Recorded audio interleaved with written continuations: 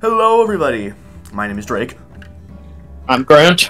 And together, we are JoJo Overdrive, Chapter 17, like the Dancing Queen.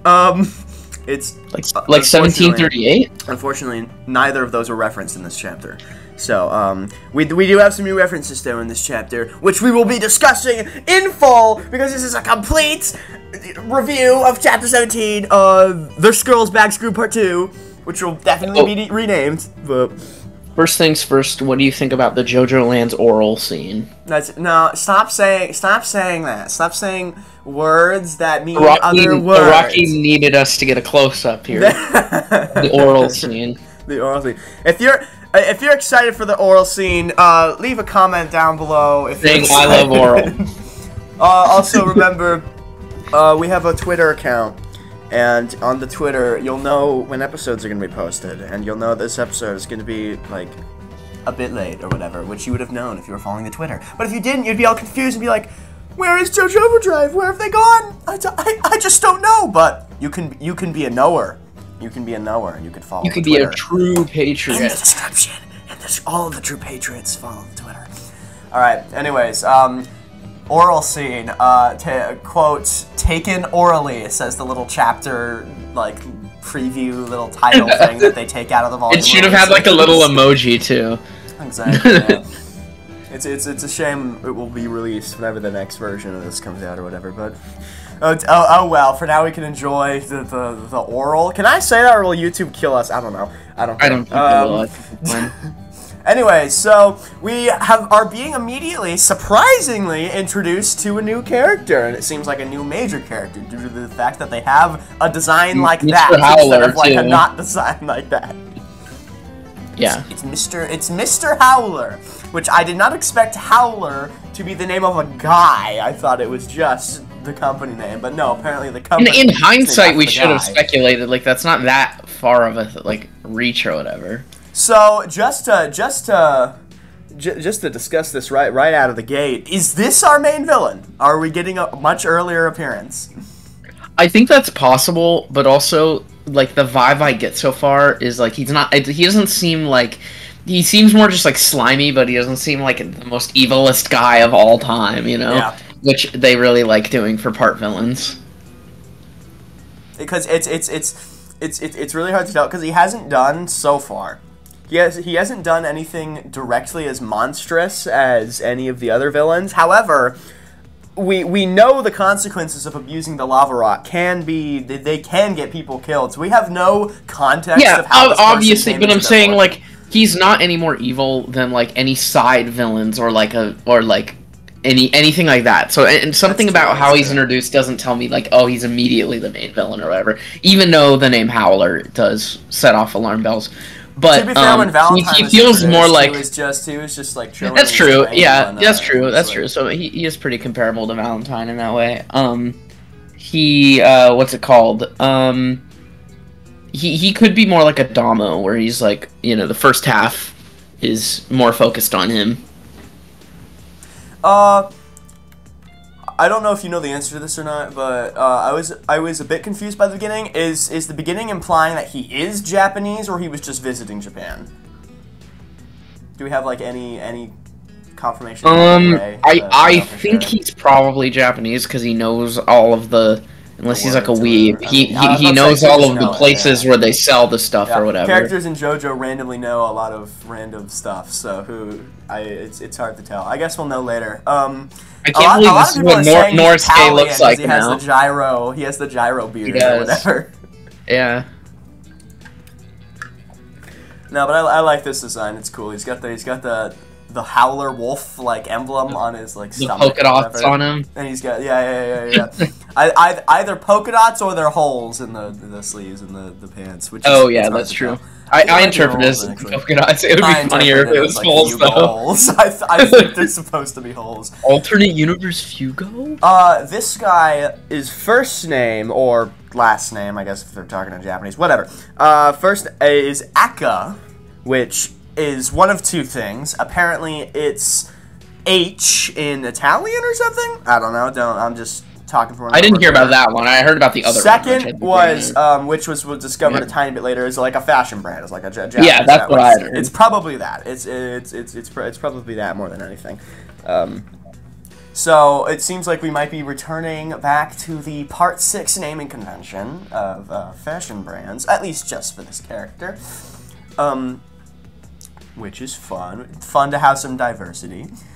Then they have a conversation with these shady bank guys, and they're like, you're broke. El Bozo, you owe us $38 billion, or what? I think it's, $38 billion. How do you, that's crazy. This guy could just suddenly lose $38 billion. That's, like, insane. I think because a lot of the times, like, with the Steel Ball Run prize or whatever, like, the money is, like, off or whatever, so he could be writing it in yen instead of actual dollars. That's true. I think 38 billion in American USD is such an absurd amount on debt that the land he owned was a humongous chunk of Hawaii. Like, it was an insane piece of that land. I do get it, but like 38 billion in debt too. Like I just think it's probably just skewed.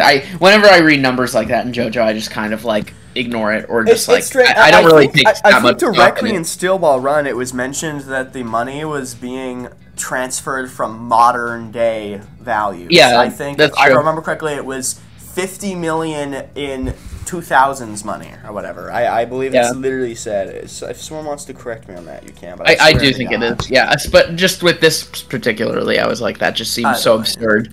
It could be absurd. Like the thing from JOJOLands. All right, so our super rich guy has now been demoted to nothing. Congratulations. He's just like a regular guy now. How will he reclaim his fortune? I guess he's gonna have to kill the man. Get Milagro Man. Yes. He was just in Japan. Go back. You missed your shot, man. Go back. Araki clearly really loves the oh my god, how am I forgetting Joshu haircut. With the bowl cut, basically, because this new guy is the bowl cut. This guy's actually Joshu. I'm retracting all the rest of the series. This guy's the other guy that also had the same haircut earlier in here. I'm actually predicting that this is actually, you see Rohan in the mansion was actually Joshu older, and he changed his name, and he got a new haircut, and then he changed again here. This is the same guy. This is also Rohan. This is the same guy.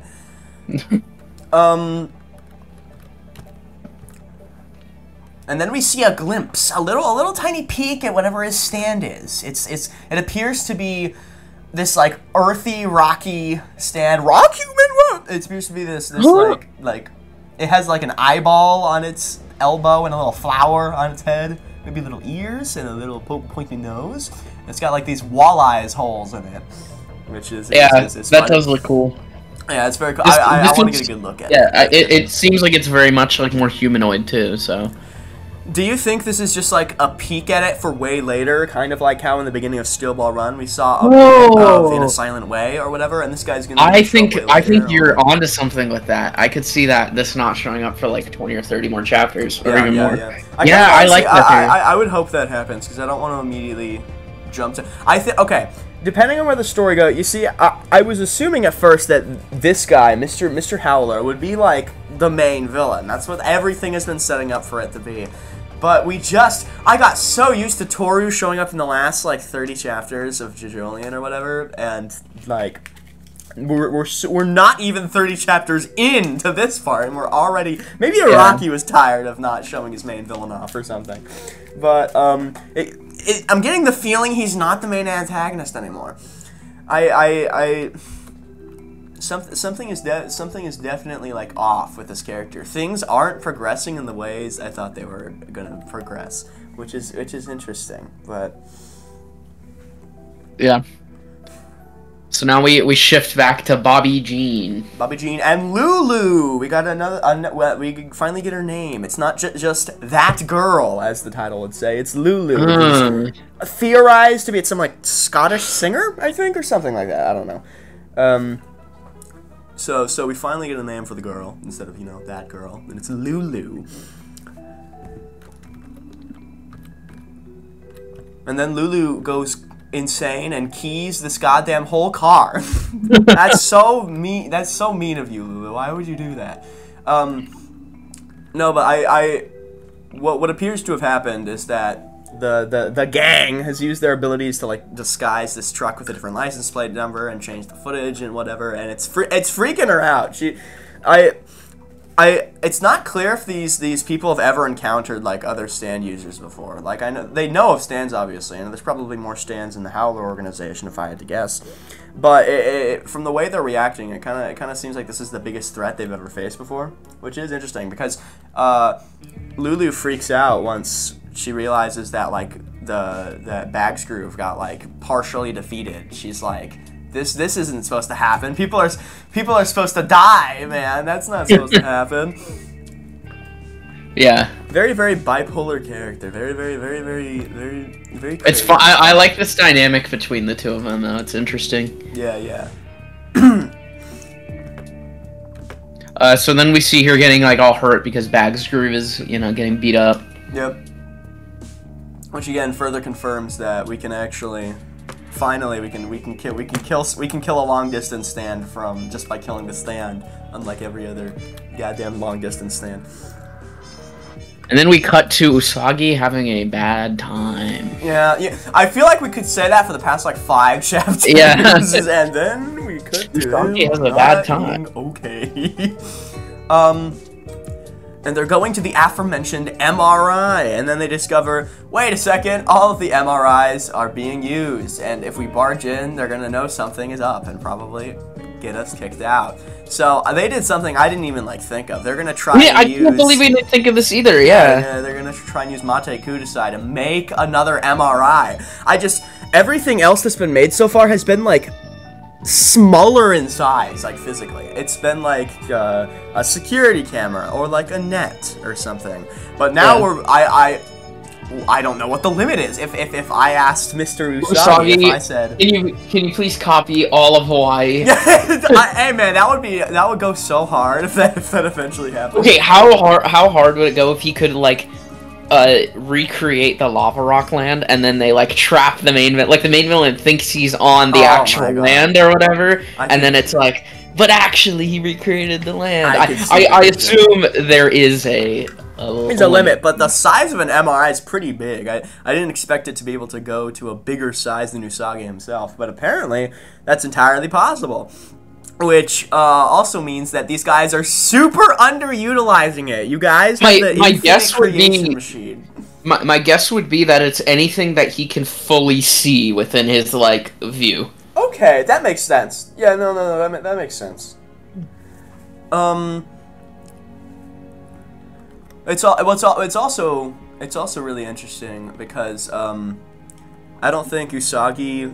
I'm wondering if in Usagi's current condition the MRI will function like properly. I don't know if his physical state affects how Mate Kudasai like works, because usually if you hurt the user, the stand kind of gets injured or whatever. So. Wouldn't that be interesting if it was like the MRI came out like messed up or whatever? Yeah. That could cause some problems. And speaking of messed up, Usagi is getting a little brain damage. It seems Usagi is going insane, and he's acronyming a lot.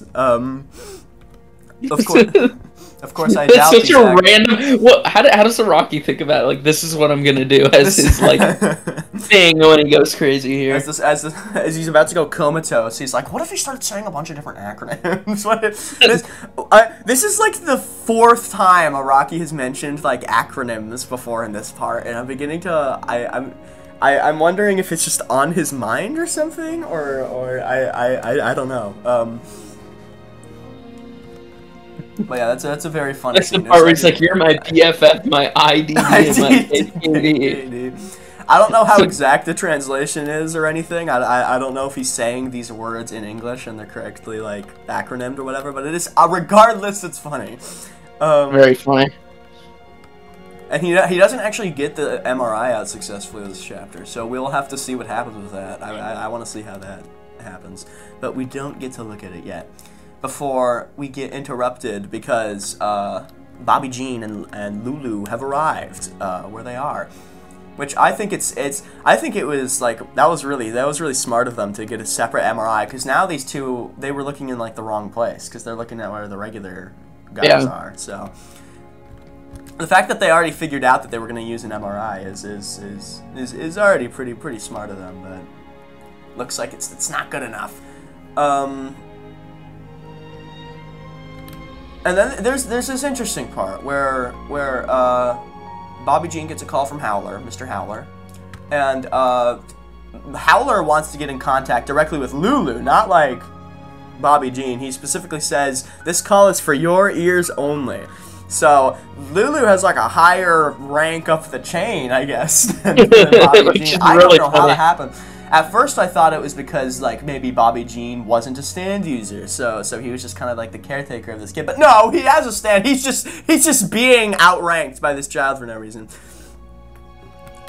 Do you think that Lulu could be related to him? Ooh, that makes sense. Ooh, yeah. If this is a, I think we mentioned something. We're gonna have like the evil Higashikatas here. There was no evil Higashikata. There was none. There was only in this house. Jobin was a hero. I do think it's very interesting how we have the leader of like a evil organization named after a King Crimson reference as a character in a part against a freaking alternate, pretty much alternate Giorno. There are connections happening. With, you know, like, gangs and stuff. Could he have King Crimson? I mean, the stand did not look like it at all, but could you it never be know. I'm just saying. I don't think so. Could it be named King Crimson? Okay. I was just wondering, because the past two parts have had previous stand references. So it's not possible. Though those usually. I do think King Crimson is in this part. I don't think it's his. Mostly because I don't think this guy is the main villain or anything. So. I don't know who would even be the main villain after this point. I feel like if it's not Howler, it's got to be like a traitor in the group. Like, it could be someone else in Howler. I'm saying it doesn't have to be. I know this guy is at least the public-facing lead of it, but there could be something else with it. Yeah, there could be definitely something else going on, but for the time being, this is the highest up the chain it goes as far. We still have Jodio's dad and stuff. We have that kind of. That's true. Our theory is not broken quite yet. Yeah. Yeah. Unless do you think this guy's Jodio's dad? We don't have anything confirmed yet. A different name. I don't know. It doesn't. I mean, the different name. Yeah. No, I don't think so. I think that's going too far. Yeah. Okay. No. I don't think, especially because it mentions his backstory as like a kid finding the rock or whatever. I mean, that doesn't particularly matter. It's but then it's like, why would he then live like a normal life randomly in the middle there? I like, don't know. That's what I'm saying. So it doesn't really make sense. Oh, I was just wondering. It was a possibility. That is all. I'm just saying, like, I'm considering the possibility, and then I'm providing counter evidence. This is how it works. This is how Drake learning how discussions work for the first time. I don't want to discuss anything. I don't want to discuss anything anymore. It's over. I've changed my mind. It's over. Okay, Bobby Jean is putting on a silencer. That's what happens next. Do you think the silencer is the stand? By the way, it's colored. It has a different shade than the gun. I don't know if it was like just to differentiate it, but it would be really cool if the silencer was his stand, and that's how whatever bullets were shot through it did whatever happened. It's so funny that like everyone's mentioned it at this point, but every stand so far has been like a more like niche, like kind of like ranged whatever stand or whatever, with not like a humanoid or anything like that. Yeah. And then this guy is just an emperor too. The power of his gun will defeat your stand. The panel of him just whipping it out, saying "Glory Days" is so funny. And then shooting at them. Great stand name. What do you think is particularly happening here with this stand? Because it's not. We get a good we get a good idea of what's happening. It shoots out the bullets, and they're going slower for some reason, it appears, because it says at the end, like, oh, They're able to notice the bullets midair, and then it says at the end, it says like gently shot. So I assume that's implying that they're physically moving slower. I could see it being like rubber bullets or something. Interesting. I mean, they do bleed, but I mean, you could hit someone with a rubber bullet and bleed. Yeah, especially it says gently shot, like rubber bullets. Like. Yeah. But the most interesting part here is that these bullets appear from literally nowhere. We get, I don't know if you noticed this, but we get this kind of like skewed perspective where we cut from Bobby Jean pointing the gun directly right behind these guys, firing, they turn around, Bobby Jean is nowhere there, and then suddenly the bullets appear out of nowhere. So, is it... Yeah, that's super weird that it has almost like a mirage effect, too. I assume that that's the main part of the ability, because if the ability was just to make bullets slow, that sucks. That's bad. Why would you ever want a slower bullet? The only thing would be if the bullets then had some other kind of effect. Like, that's true, that we haven't seen yet, because they've only just impacted in the chapter ended. Okay. Yeah. But so what it appears to be is that, what I'm guessing is that he's able to shoot at anyone, anywhere, but the bullets appear slower. That's I think the drawback. I think they're able to. He can shoot from anywhere he wants, and he just has to know what the targets are or whatever, and then he'll shoot them. And do you think because of how the perspective is here? Do you think that he is not at all even near them at that point? Then no, I don't think so. Yeah, I think so it's just like the shot of his hand like going up or whatever. Yeah, no, I think this whole thing was misdirection. I think. Got it. Yeah, I didn't even think of that. Yeah, totally. Very, very good cliffhanger here. Can I just say how good Glory Days is as a stand name? Yeah, that's what I was saying. It's so really good. So cool. That's great. I think I've heard that song like once before in my life. We talked the last chapter saying his stand was probably a Bruce Springsteen song. And so it was. So we were right. 0.1 for JoJo Overdrive. And 0.2 billion for a Rocky in every other category. We're gonna catch up sometime. We're gonna catch up as soon as it's revealed that Howler is Jodio's dad. We win. Exactly. We win the gambit. And that Jojo will return. Yes. This was a much more interesting chapter than I thought it would be. I had no idea the Howler stuff was going to appear in this chapter. I thought it was just that was crazy. We were talking a little bit, like, obviously off camera or whatever before this being like, this chapter is probably just going to be a lot of, like, filler, like, not filler, but just, like, it's just going to be character introductions that will obviously impact the story or anything. I predicted, like, off camera, I had predicted that we would get Bobby Jean's stand. But that was it. I didn't think anything else, really. Yeah, me neither. I wasn't even confident that Bob Jean was a stand user in the first place, so I was proven wrong. 2 billion and 1 to a Rocky. But what did you guys think about the chapter? How do we like Howler? Are we a Howler believer or are we a Howler hater? Comment down below, Howler hater, if you're a Howler hater. Howler Chad's stealing it. Anyways, I think that's everything. I think that's everything we have to talk about in this chapter. Very good, very good. Not a bad chapter so far because Rocky is the GOAT. Remember to like the video because that's the thing you have to do in order to like videos. And if you subscribe to the channel, you'll be subscribed, and everyone knows that's a good thing. And then you'll be a true JoJo Overdrive patriot. Yes, JoJo Overdrive Patriot merch coming never, probably. Never? But if you want to make it and send it to us, and then we'll give you a gold medal. It'll be fake gold, but it'll be colored gold, and it'll be nice, and it'll be cool, and it will say on it, thank you. That's what it will say in big fonts. It will say thank you, and then we will have JoJo Overdrive Patriot merch. Anyway, thank you everybody. This is JoJo Overdrive signing off.